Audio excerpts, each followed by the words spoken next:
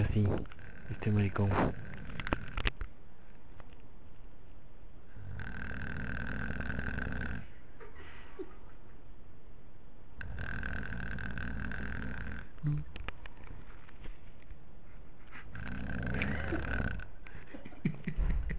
Qué fea, wey.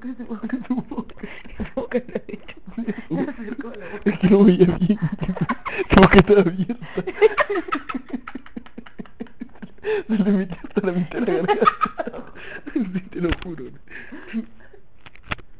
Ya se cayó. Carajo, cada vez que lo queremos grabar se calla. Creo que se está haciendo, creo que no nos quiere dejar dormir. Róncate, huevón. Bota la basura, basura. Uy, se despertó.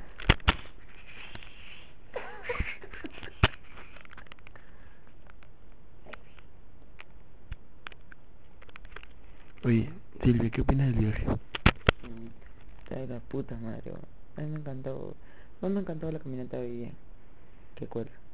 ¿Cuál? Que fuimos al centro de la ciudad y no había ni mierda que hacer. Es un huevo. ¿Cuál? La última cuadra que recorrí, ¿no? Buscando el dorado, ¿no? La discoteca.